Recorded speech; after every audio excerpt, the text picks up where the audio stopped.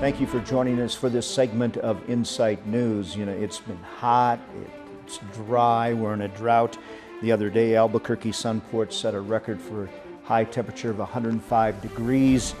You know, when it becomes hot and dry and those swamp coolers don't work like you pray that they would work, tempers become a situation. And you know, the other night, a police officer in Sidney, Nebraska just went off on a man that he made a traffic stop on, and it got viral on YouTube. And we must watch our tempers and our anger, even though, you know, times are rough for many in the economy and the drought and the heat. Proverbs 19:11 says, "The discretion of a man makes him slow to anger, and his glory is to overlook a transgression." Many of us get into real trouble in our relationships because we insist on being right. We demand that everyone see things our way. And because we refuse to overlook a transgression, we end up alienating friends and family. And let that be a message to us as we go on in our days here and deal with issues that we deal with every day in life, like the heat and the drought. Santa Fe now is concerned about their water reservoirs running out of water. So the situation in Santa Fe, like it was in Magdalena, New Mexico, that just got water this week, running water from a well that engineers got working. But strict water restrictions are still in effect for Magdalena because it's not at full water pressure. They're only using 150,000 gallons of water a day there in Magdalena, and they are also working on another well. But the water has become and is a valuable commodity here in the southwestern part of America. It has become more important than oil and gas, and conservation efforts are increasing in New Mexico.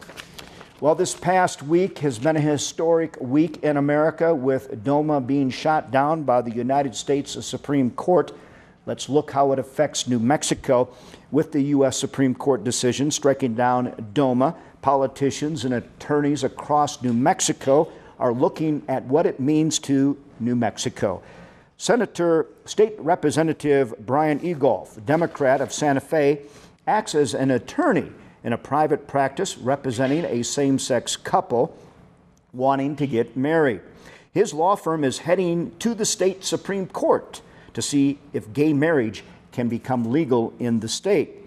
He says if California becomes the 14th state plus with the District of Columbia to adopt same-sex marriage, I think New Mexico will be the 15th state.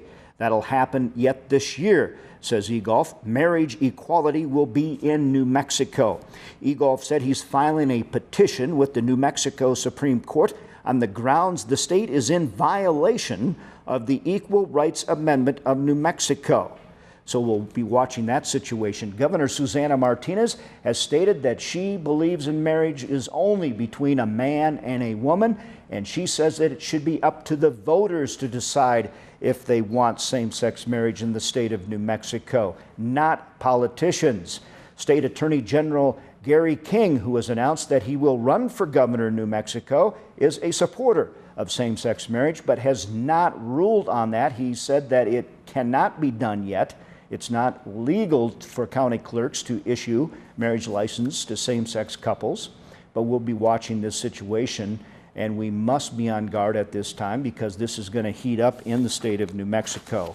The other huge thing that happened in our nation this past week is that attention has shifted now to the House and its conservative majority after the Senate passed a landmark immigration bill, opening the door to U.S. citizenship to millions, while pouring billions of dollars into securing the border with Mexico.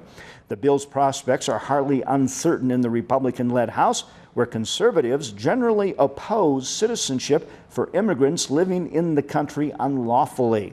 Many also prefer a step-by-step approach rather than a comprehensive bill like the legislation the Senate passed this past Thursday, on a bipartisan vote of 68 to 32. Following the Senate vote, President Barack Obama, who's made an immigration plea since he's become president, said that it is time for the House to act. very sad note out of Colorado. We've been watching this story for months. Dylan Redwine's family can have some closure now, as the young boy's body was found dead in Colorado, and the criminal investigation into the case remains. Also in our news this week on Insight, some doctors are saying no to chemotherapy. It's a revolution that is starting to occur in the medical field. The Mayo Clinic in Rochester, Minnesota, is moving more and more to alternative treatments for cancer. So, chemotherapy is under scrutiny by doctors in America. What did you think of Walenda and his high wire act over the Grand Canyon? Was he tempting God? What do you think about that? Discovery Channel had their biggest ratings ever by broadcasting this high wire act by Walenda, who, as he walked the tightrope, proclaimed the greatness and the glory of Jesus Christ. And it's interesting how America debates this high wire act by Walenda. He took a lot of hits on Twitter for praising God, like Tim Tebow when he plays football, on how he praises God. And Walenda, of course, was a shining light for us all, whether you agreed with him walking that tightrope or not. He did do it and proclaim glory for our Lord Jesus Christ. May God bless you and yours forever and ever.